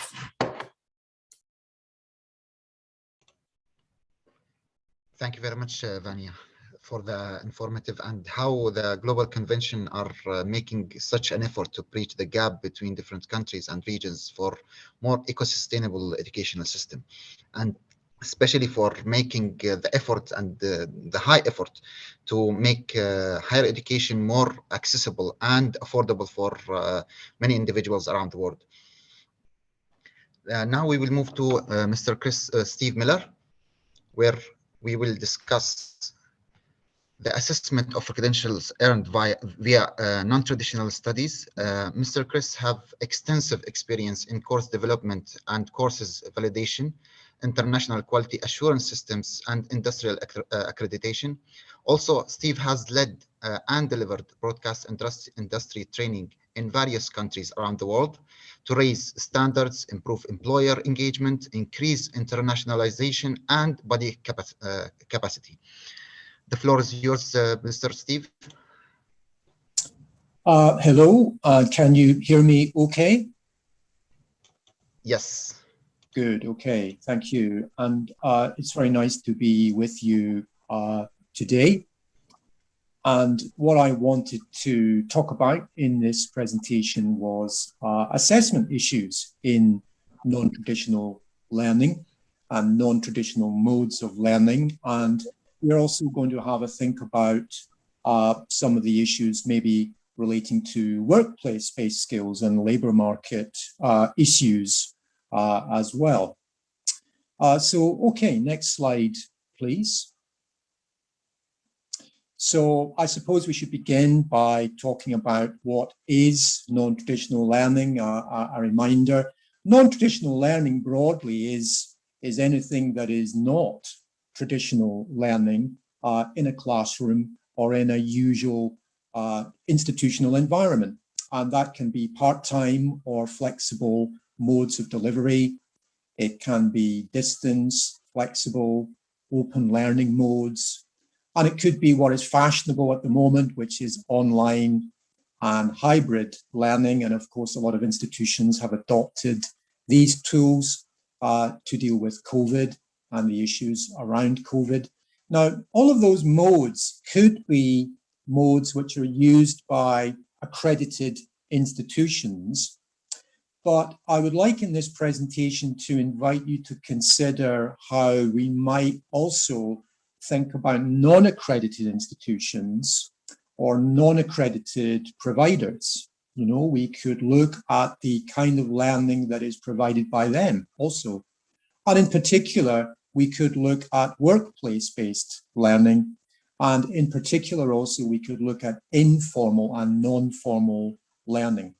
And there is actually a difference between informal and non-formal learning, because informal learning is said to be unintentional. It is accidental learning, whereas non-formal learning can be self-study, things which we study almost for our own enjoyment, maybe online courses and so on, but there is an intention to learn. So there is a difference between informal and non-formal. Informal is unintentional, almost accidental learning, which could be learning on the job while we do a job of work. Non-formal is possibly outside of an accredited institution, but there is an intention to learn. For example, learning a language using an online course would be non-formal learning. So let's consider all of these types of non-traditional learning in this presentation, and this might stimulate your discussions later. So next slide, please. So why should we worry about non-traditional learning? Why should we concern ourselves with it? Well, there are advantages to it. It can lower the barriers to entry to education and training. You can widen participation and outreach to groups who might not normally take part in formal education. And non-traditional learning can also be a building block to progression, to further study. So it can enable people to enter formal study who might otherwise perhaps not had an opportunity to do so. In relation to the labour force, non-traditional learning is very important for reskilling and upskilling. If you want to ensure an up-to-date labour force with all the up-to-date skills, it's quite difficult to do that purely through traditional learning and traditional modes of delivery. And in particular, if you wish to have a lifelong learning agenda, you really need to think about non-traditional learning. Because, of course, flexible models can allow learning while in employment. So often adults do not wish to break their career. They cannot afford to do so. And so that can be a big barrier to learning. So flexible models of all kinds can allow learning while in employment, and that can be important for lifelong learning. So if you really want to pursue a lifelong learning agenda, then non-traditional learning can be quite a key tool. Also, if we're talking about informal or non-formal learning, then if you are able to recognize that learning, if you're able to validate it in some way, then it gives you a means by which you can harness potentially all the skills in society. There might be skills which many people have, perhaps derived from their work in the workplace, but they are not validated and perhaps not visible in some sense. So if we're able to make skills more visible, then we can produce a better and more accurate stock of our skills within the country or within the region, and that is beneficial. And finally, in the schools and institutional context, clearly non-traditional learning modes can supplement your classroom learning, and we have seen that amid the COVID disruption. It can offer you resilience, a means to keep learning going, even when for some reason on-campus learning has to stop. Okay, next slide, please.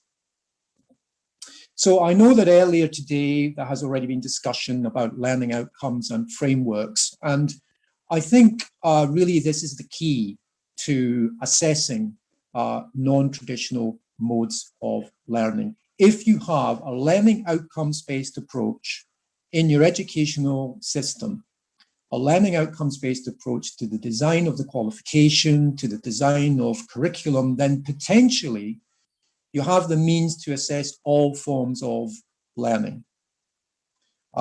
This could include all the non-traditional delivery modes and also the informal and non-formal. And this is also in line with the thinking within the recognition conventions, because the recognition conventions talk about recognizing the learning irrespective of the path to learning. So a learning outcomes-based approach is fundamental, really.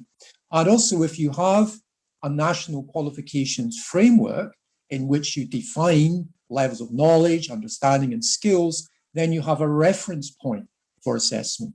All your assessments can be referenced to that and referenced to the levels inside the framework. Further to that, if you have a credit framework, a common credit framework, then you have even greater potential, because it might be possible then to award standard credits to a wide range of learning. And if you're able to award credits, then that means you might be able to award exemptions.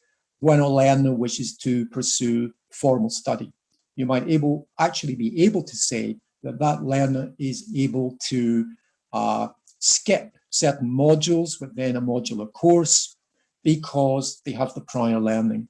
So there is potential with learning outcomes, national qualifications frameworks with levels, and credit frameworks. There is a potential for a very open, a very flexible system in which you can assess all forms of learning and in which you can accredit, recognize, and validate all forms of learning. And so next slide, please. So this gives rise to some broad principles, some philosophical principles, if you like. So in an educational system where you have maximum flexibility and maximum openness, all learning should be equally valued, regardless of the mode of learning. So in other words, you try not to draw a distinction between the traditional and the non-traditional modes. You try and make it as seamless as possible, and you try and adopt a general approach, a broad principle that all learning is of equal value. There is a parity between these different kinds of learning. And again, that's in keeping with the recognition conventions. And this puts the focus then on the learning outcomes. And as per this previous slide, if learning outcomes are referenced to levels on a framework, then you have the potential to assess, for example, the informal and the non-formal learning as well, all referenced to learning outcomes. So the assessment can be referenced to the outcomes, and the outcomes can be referenced to a level on the framework. And then it just becomes an issue of determining the appropriate instruments of assessment, the appropriate process of assessment to use to measure the achievement against the learning outcomes. Okay, what does that mean in terms of practical curriculum design and assessment design? Well, for example, one way forward would be to develop some guidelines. So in the context of accredited institutions, you could issue guidelines which would help to ensure that all the curriculum development within the institution is being developed to common structures and common formats. So again, you try to avoid drawing any distinction between traditional or non-traditional modes of learning. We try to develop modules within programs to common standards. And again, that is true to the principle of parity of learning. And if you have a learning outcomes-based system where your modules and your programs are aligned to frameworks, and you have modules with certain credit values, then again, this could be built into guidelines and you have a very open system. Again, assessment instruments can be appropriate to the type of work that you're assessing, whether it's theoretical or practical, and the assessment instruments can be geared to the outcomes and the level. And furthermore, if you were to extend such guidelines beyond the accredited institutions and into the non-accredited providers as well, then potentially you could facilitate assessment and validation of the non-formal learning through RPL processes, which is the recognition of prior learning. So that could be some approaches that one could take to achieve this flexible and open system that I mentioned earlier. Okay, next slide, please. One of the worries about all of this is how do you have confidence that there is rigor in the assessment? How do you have confidence that there is quality assurance in this kind of slightly non-mainstream assessment? Well, within the context of accredited institutions, the accredited institutions will follow QA, quality assurance processes, and those QA processes will be applied to the assessment within the traditional modes, but one can apply them also to the assessment in the non-traditional modes. So again, there's an application of broad principle of the parity of value of all learning, but in practical terms, there's no reason why the QA should be inferior in the assessment of non-traditional compared to traditional. You're using the same systems, you're using the same regulations and the same processes. So QA should be there, and one should have confidence. One should be able to have confidence. Also, one could extend that approach by noting that if you are developing new curriculum materials and new modules designed for non-traditional delivery, well, you go through the same validation and approval procedures of the modules, of the assessment instruments, of the grading descriptors, and so on. You go through the same quality assurance approval processes for non-traditional curriculum compared to the traditional curriculum. So again, you're under the same QA umbrella. There's really no difference between the traditional and non-traditional.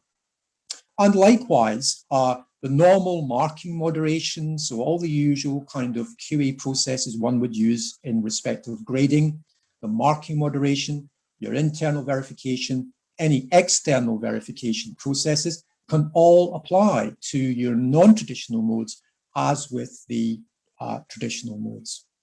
Okay, next slide, please.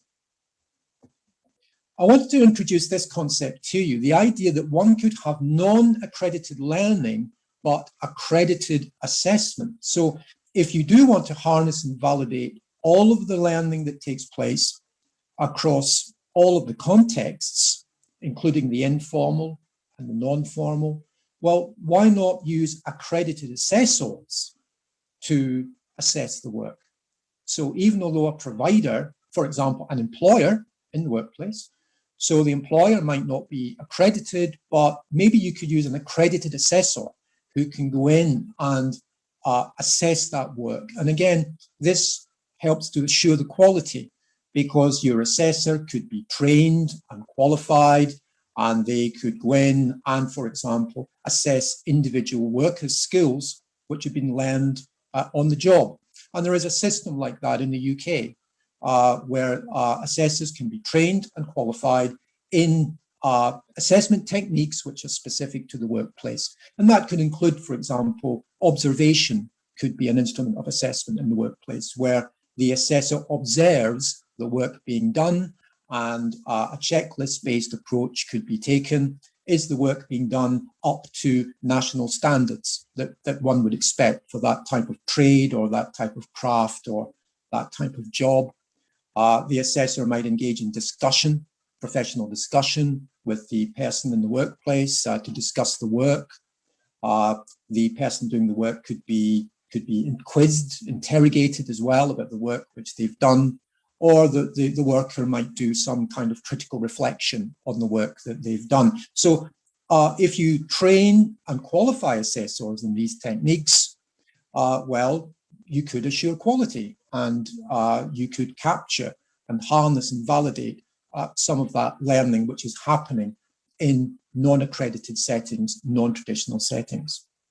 Let's look a bit more then at RPL and APEL. So next slide, please. So RPL is the recognition of prior learning. That's the acronym which is often used in Europe. APEL, APEL, is the accreditation of prior experiential learning. That's the acronym which is more often used in the UK, but they are in essence the same thing. So let's just call it RPL from now on. So again, if you want to ensure rigor and assure quality, then if you want to assess and validate informal and non-formal learning, you could conduct that validation inside the accredited institutions under their normal QA processes, under the umbrella of their accredited status. And that is a model which is used in the UK, and I'll come to that in a moment. Alternatively, you could have RPL conducted by a central authority, maybe inside Ministry of Education or inside the credential authorities and agencies, or you could run a combination of these systems. Some of the Scandinavian countries in Europe have systems where there is RPL conducted inside the institutions, but there are appeals procedures, for example, run by the central authority. So one could have a combination of these approaches. Okay, next slide, please. So if one does look at RPL practices in the UK and Europe, in the UK, we have a decentralized quality assurance system in the university and higher education sector. So you have a system of institutional autonomy. So where you do have institutional autonomy, you have a very good setting in which RPL could be conducted inside the accredited institutions. So for example, for admissions purposes, one could have a fairly slimmed down, fairly streamlined system, maybe based on interviewing an applicant and maybe looking at a portfolio of work, and that might be sufficient to allow them admission to an institution, to a program. One might have something a bit more involved where one wishes to award credit. So one might wish to award credit which would allow module exemptions on a program. That could be recorded as APEL on the transcript, APEL in the UK or RPL in the European terminology. So RPL and APEL could be conducted inside that decentralized system. In some of the European countries, there are panel systems or jury systems, and sometimes those are centralized for RPL, run by the examination authorities or run by the Ministry of Education. There is some similarity in these interview processes to the processes which are being developed in Europe at the moment to deal with people in refugee situations or refugee-like situations. Such individuals can have missing or partial qualification documentation, and systems are being developed where you can interview these individuals and validate skills and validate qualifications. So there are some similarities in the processes. Okay, next slide, please. And this is the last slide. And I wanted to mention this as part of the presentation. And this, I hope, will be stimulating to you in your discussions. In a sense, I wanted to introduce this because it doesn't get discussed very much, but it is a kind of logical conclusion of an outcomes-based modular educational system. So if you have such a system focused on outcomes, your modules have credit values, your modules are aligned to framework levels, well, in theory, a learner could go direct to assessment. If you believe that a learner has suitable prior learning and is ready to do the assessment for a module, then why shouldn't that learner go straight to assessment? So they could omit the structured study, which would normally form part of a module of study, and just go straight to assessment. So that is called assessment on demand. So in this case, the assessment could be a normal assessment, the normal assessment which would be done by all the students of the module.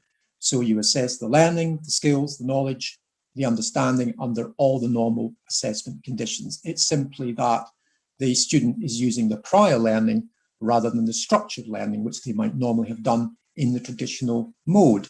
And a passed assessment achieves the normal module credit.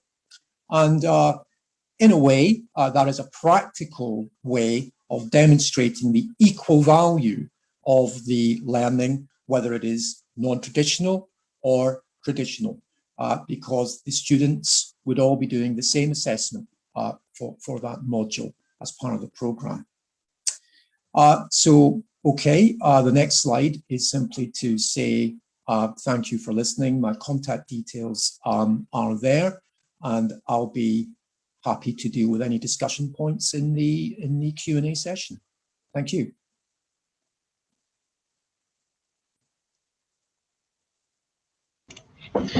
Thank you very much, Steve. That was a very informative and very insightful topic, and especially how to approach and to assess non-traditional learning modules, and how to try to make them accredited, as especially with the concept of the non-accredited learning, which uses an accredited assessment. This is opens and widen up the perspective of different higher education and vocational qualification. This is very interesting idea. Now we can open the time for discussion.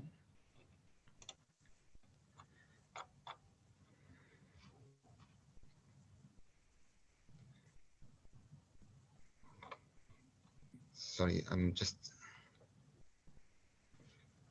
What is the purpose of followed by verify the accreditation when it comes to academic integrity aspects such as plagiarism?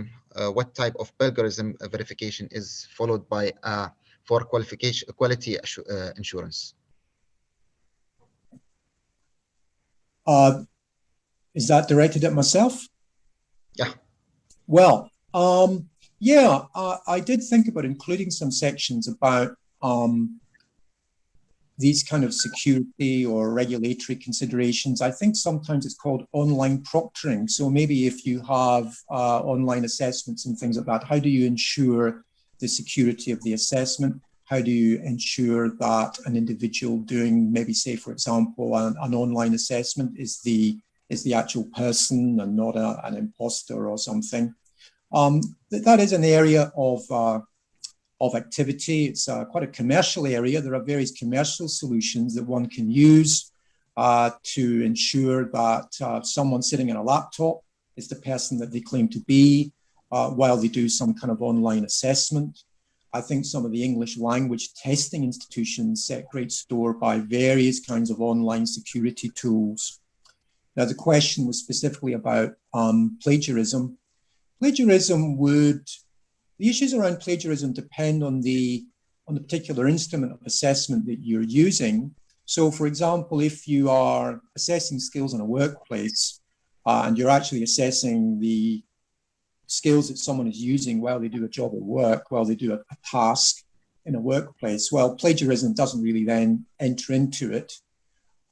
If you are engaging in some kind of online assessment, which you are monitoring in real time in some sense, that can guard against plagiarism potentially. Of course, one can subject work done in all kinds of assessment situations. One can subject that work to the same assessment regulations. So long as your institution has assessment regulations which deal with plagiarism, then again, one can treat all the assessments equally, whether they've been done in non-traditional or traditional settings. And so the normal plagiarism tools that you're using inside the institution, you could use those depending on, it doesn't matter where the assessment is coming from, traditional or non-traditional. So for example, one might have software which checks written work for plagiarism, while the non-traditional mode work could go through that software in the same way as the traditional work. So again, I think the broad principle is that you should try and use your assessment processes that you're using for traditional. You should try to use the same processes for non-traditional. Many of the regulations you have for assessment in traditional can be applied to non-traditional, and many of the tools and software and checks that you employ, for example, with plagiarism, you could apply that across all assessment, traditional and non-traditional, I think.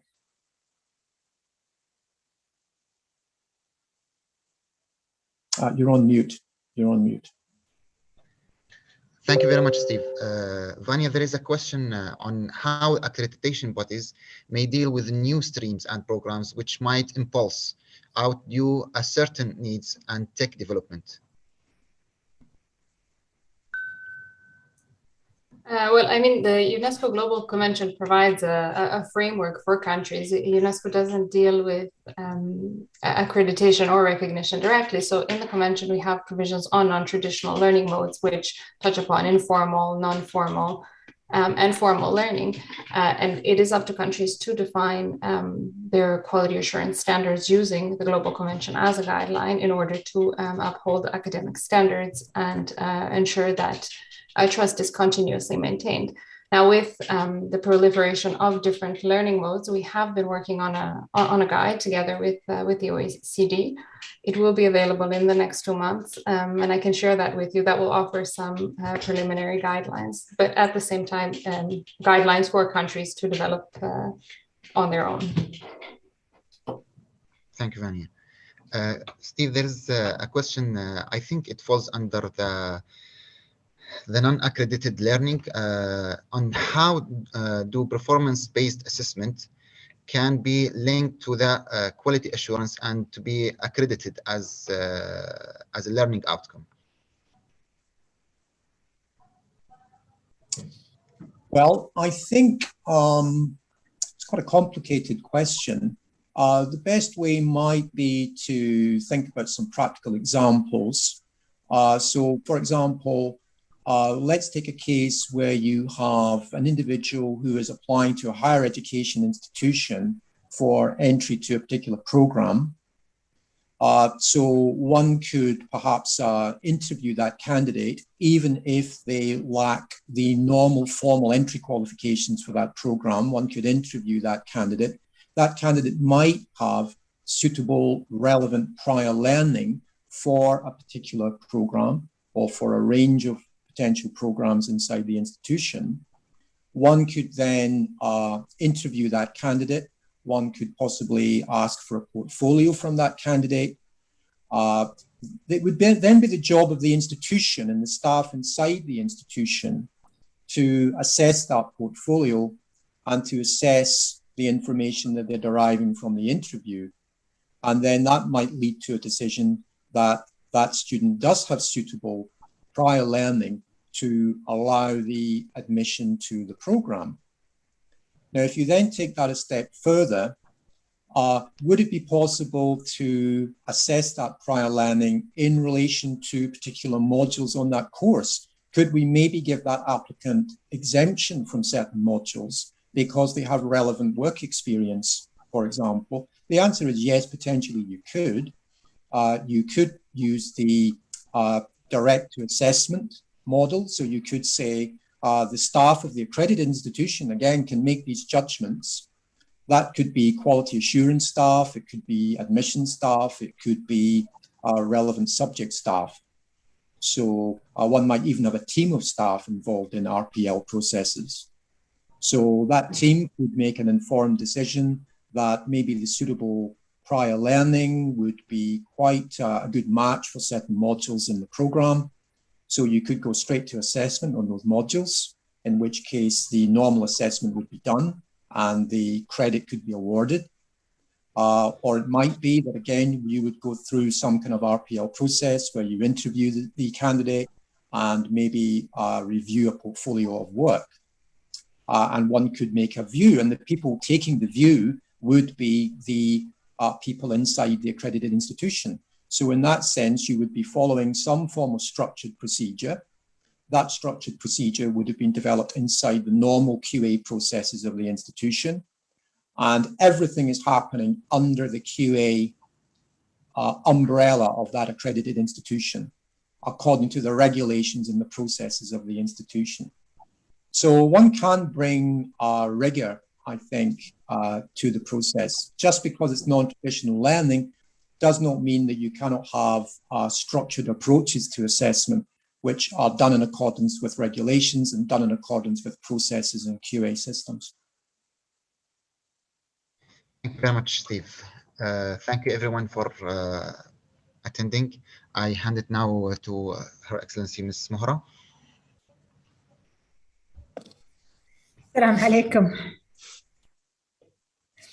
وعليكم السلام ورحمة الله. وعليكم السلام. أهلا. شكرا براء, شكرا Beatrix for running the show for us, and thank you for all the experts who was with us here in this policy dialogue, who's I think their input is making the benefit of this policy dialogue increase. Thank you for all the organization who's agreed to work with us to present their experience in this field, and also to work with us tomorrow on the reviewing of the policy. I leave the floor for Dr. Samira if she has something. Thank you, Your Excellency. Thank you I would like to extend this word of appreciation to all of the speakers. Today, I think I was receiving some messages from colleagues on my mobile phone. I was checking the messages in the chat. I noticed that maybe in this part of the world, the assessment of credentials is happening a little bit different than it's happening in the other part of the world, in the West and North.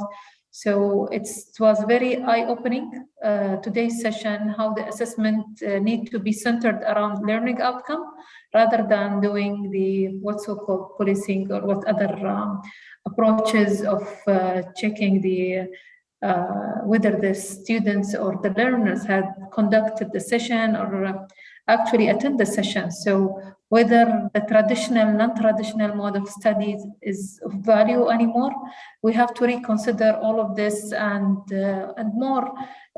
For me, on a personal level, today's session was a very fruitful session.